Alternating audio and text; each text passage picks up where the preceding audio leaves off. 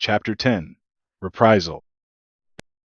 Berik hauled her upright. Her legs shook once, then settled. She didn't collapse. Her arms hung slack at her sides. No glow beneath the skin. No current. The tether markings were gone.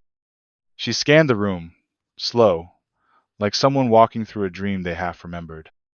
Berik watched her, said nothing. Her voice came flat. "It's quiet." He nodded. "I still remember most of it. Since the ritual, since the tether took hold. Just patchwork. Whole chunks missing. Other parts feel like I watched someone else live them." Berik's hand hovered near her shoulder. He didn't touch her again. She met his eyes. "But this is me." He nodded once more. She stepped forward. Slow, steady. Her balance had returned. She stopped in front of him. Her arms wrapped around his ribs. No hesitation. He stood there for a second, then returned the gesture. His hand settled on her back. The other curled around her side. His voice came low. Promises made, promises kept. Neither spoke again. They stood like that, quiet, the relay dormant behind them. Then they separated.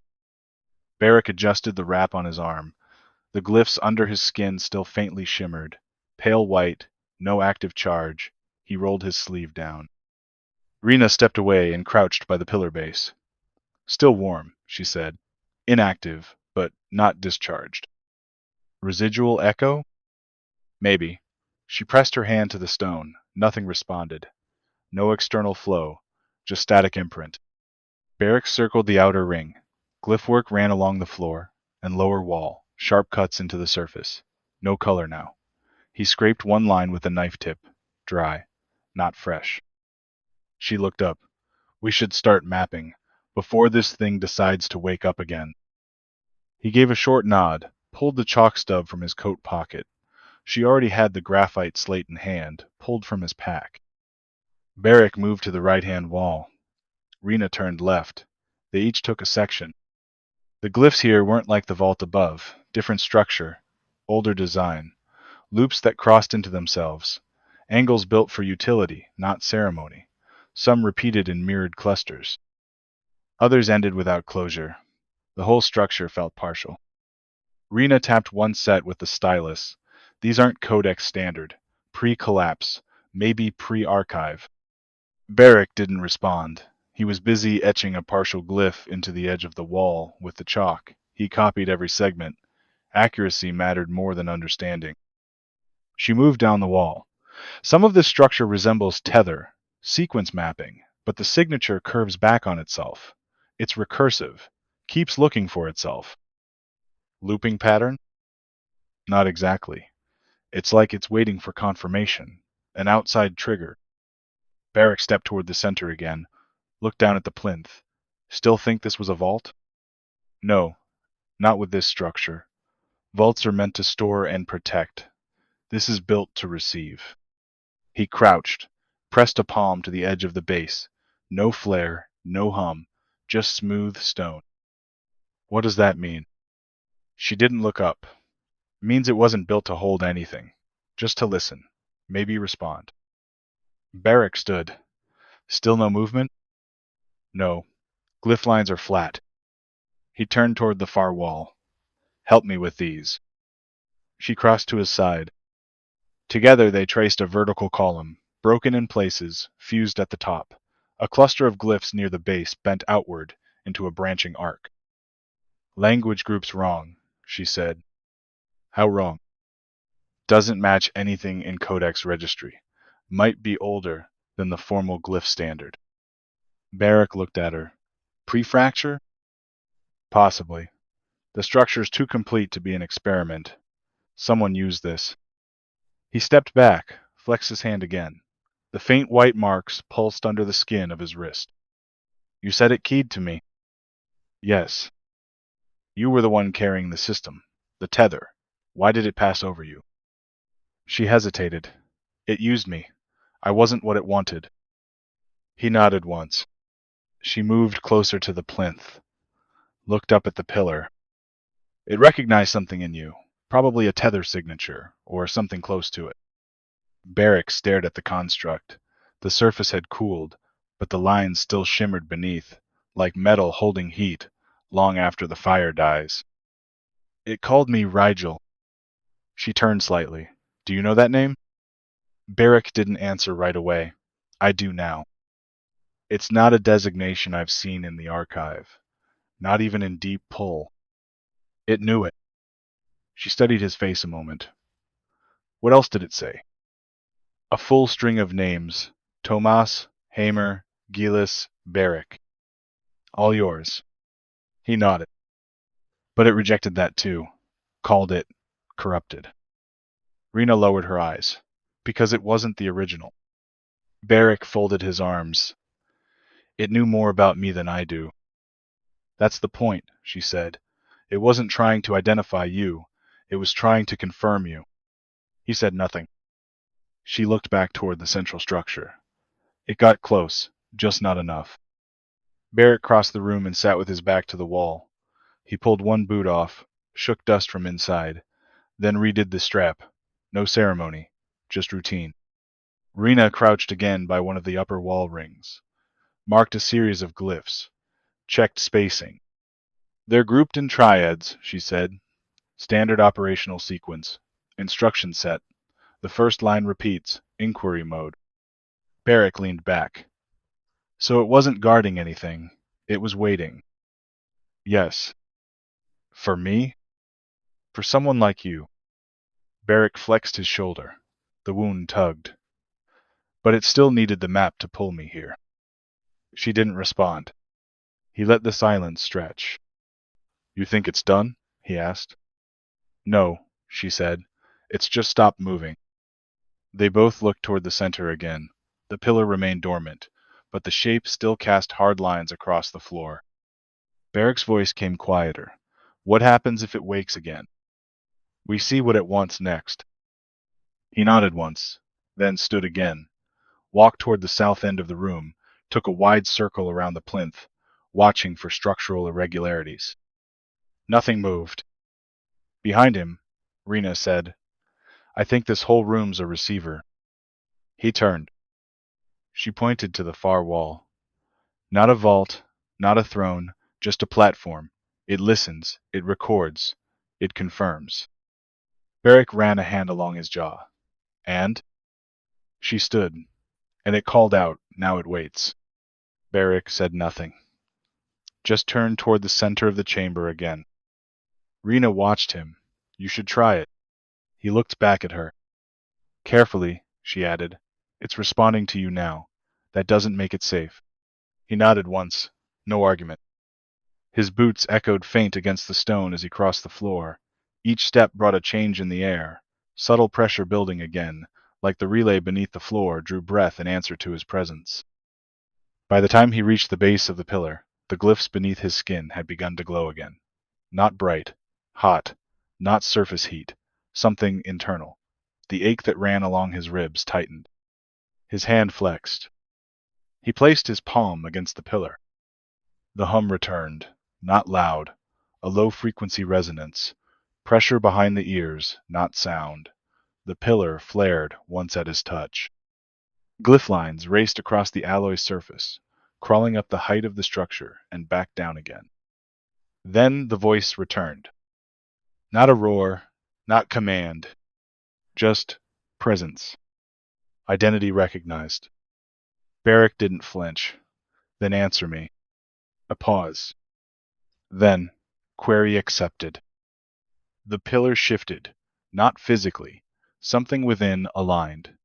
A glyph pattern spread across its midsection, this time angling toward the ground, projecting faint lines across the floor.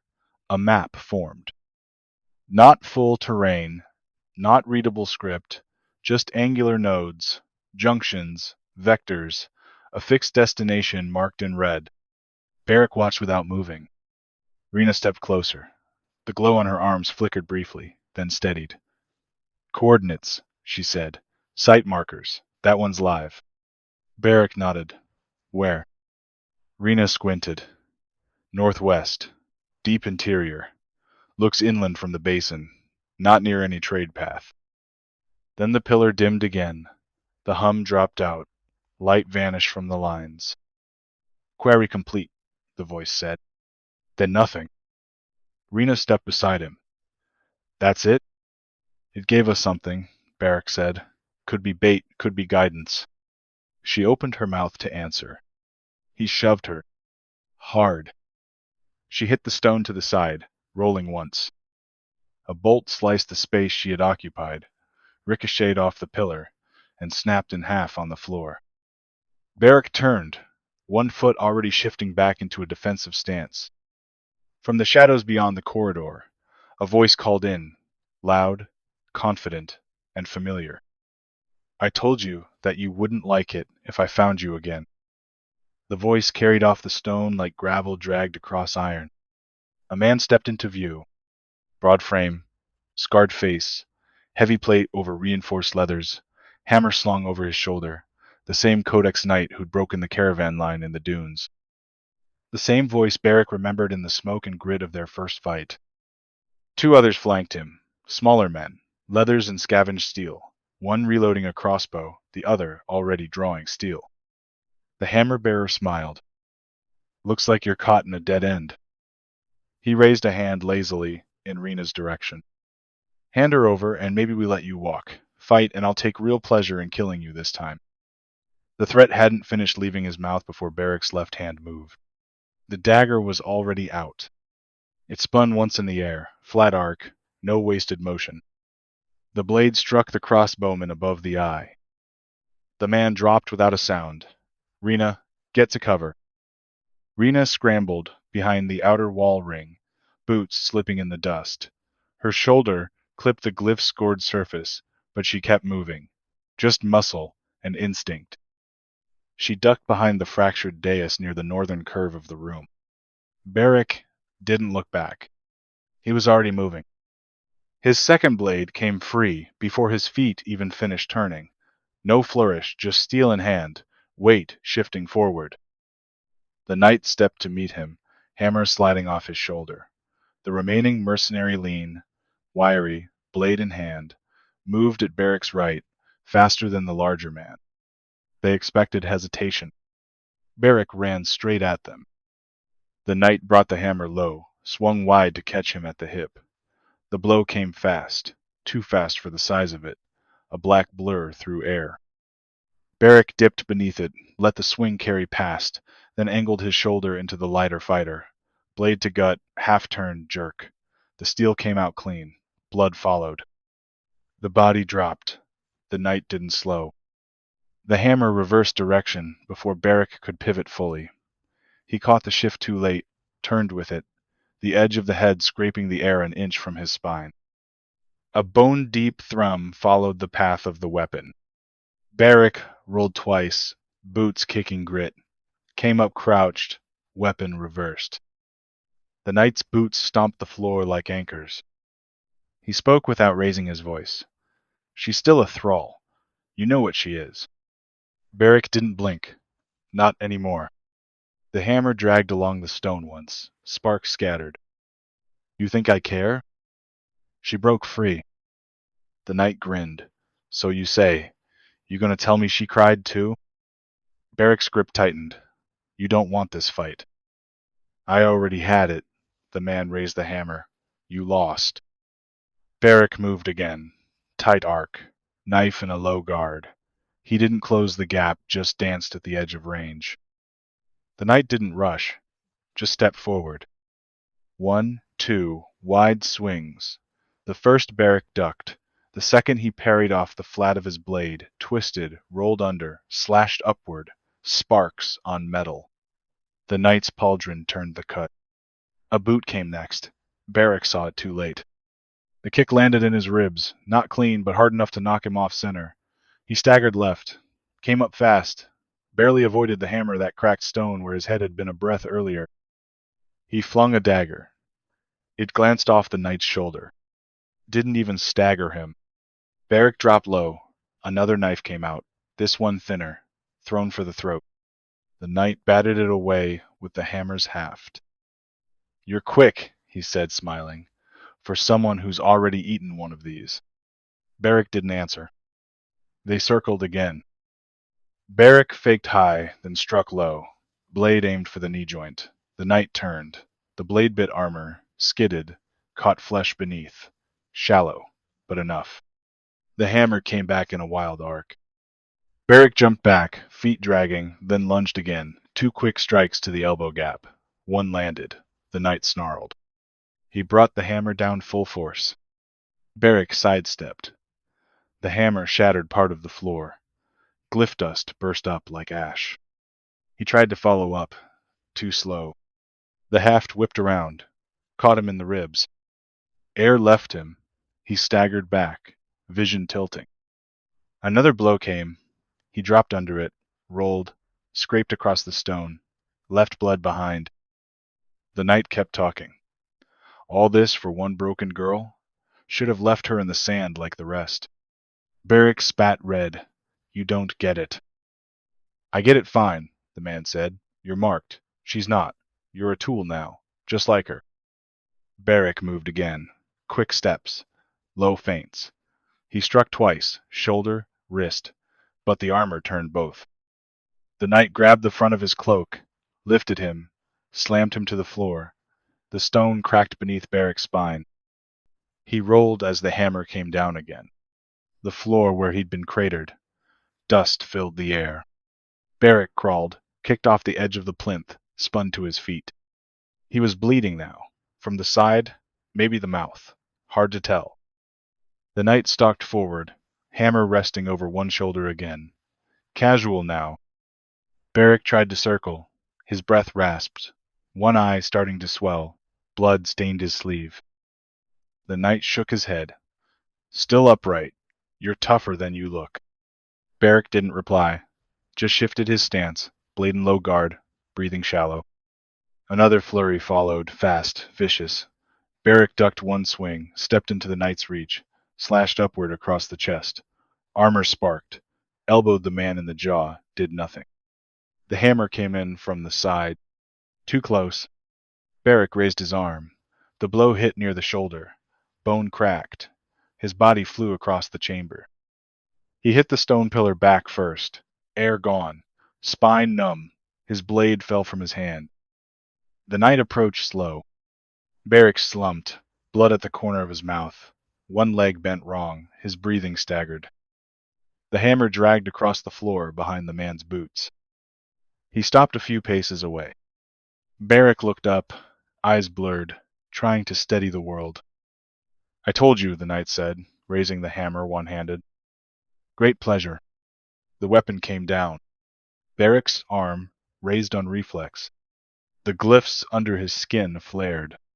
Bright, pure white, not flickering, burning.